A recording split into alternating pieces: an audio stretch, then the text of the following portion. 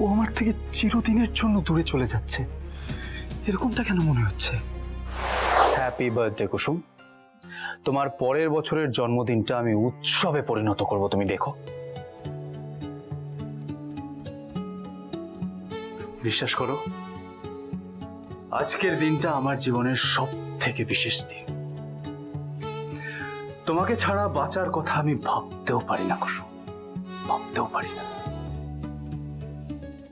মানুষ ফুলের মতো হয় ছোট সে, কারোর জীবন একদিন না একদিন ঠিক রয়েছে, কিন্তু কেউ যদি না থাকে তাহলে বাঁচা কি আর ছেড়ে দেওয়া যায়?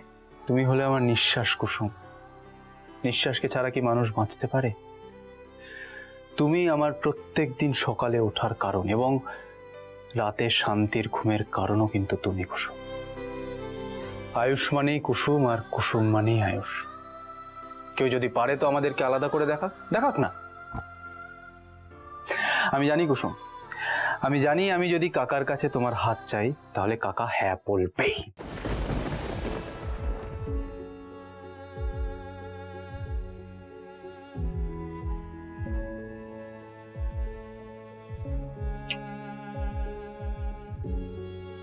তাড়াতাড়ি ফিরে এসো। আমি জানি না আজকের দিনটা আমি তোমাকে ছাড়া কি করে কাটাবো। ফিরে এসো তাড়াতাড়ি। এখন থেকে আপনাকে তো প্রত্যেকটা দিন আমাকে ছাড়াই কাটাতে হবে।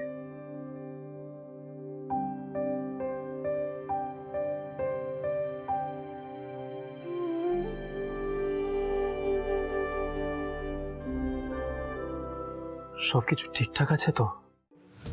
কুসুম একদিনের জন্য যাচ্ছে, কিন্তু কিন্তু আমার কেন মনে হচ্ছে যে ও আমার থেকে চিরদিনের জন্য দূরে চলে যাচ্ছে, এরকমটা কেন মনে হচ্ছে? দেবীমা, কুসুম, থাক থাক থাক বাবা, সুখে থাকো। জানো কুসুম, তুমি যবে থেকে আমাদের বাড়িতে এসেছো তবে থেকে আমার কাজ অর্ধেক করে দিয়েছো। সব নিজে নিজে বুঝে যাও, বুঝে নিজেই সেরে ফেলো। শুধু কাজ নয়, তুমি আমার মনের কথাও বুঝতে পারো। কি আশ্চর্য! ঈশান তোমার যথার্থ নাম দিয়েছে, জাদুকর। তুমি সত্যিই জাদুকর।